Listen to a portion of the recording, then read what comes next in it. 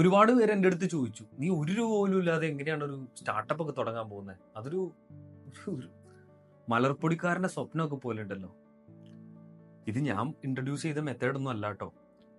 Performance management എന്നുള്ളൊരു സബ്ജക്റ്റിൽ zero based budgeting എന്നുള്ളൊരു method ഞാൻ പഠിച്ചിട്ടുണ്ടായിരുന്നു. അത് ഞാൻ ഇവിടെ ഇംപ്ലിമെന്റ് ചെയ്യാണ്. സീറോ ബേസ്ഡ് ബഡ്ജറ്റിംഗ് എന്നാണ് പേരെങ്കിലും നമുക്കിവിടെ പൈസ ഒന്നും വേണ്ട എന്നതിൽ അർത്ഥമില്ല. അതായത് നമുക്ക് വരാൻ പോകുന്ന ചെലവുകളെ നമ്മൾ പ്രയോറിറ്റൈസ് ചെയ്യണം. 1-ാം നമ്പർ, 2-ാം നമ്പർ, 3-ാം നമ്പർ എന്നൊക്കെ. അതിൻ്റെ അകത്ത് നമുക്ക് ഏറ്റവും നിർബന്ധമായിട്ട് വരേണ്ട കാര്യങ്ങൾക്ക് വേണ്ടിയിട്ട് ഫണ്ട് മാറ്റി വെക്കണം. ഒഴിവാക്കാവുന്നതിനെ നമ്മൾ പരമാവധി ഈ ഒരു ബിസിനസ്സിൽ നിന്നും എമൗണ്ട് വരുന്നത് വരെ നീക്കി വെക്കണം. ഉദാഹരണമായിട്ട് ഇവിടെ എന്റെ കാര്യം എടുത്തു കഴിഞ്ഞാൽ 20 ലക്ഷം രൂപ സ്ലാബിലാണ് ഞാൻ GST അടച്ചു തുടങ്ങേണ്ടത്. അത് മാൻഡേറ്ററി ആണ്.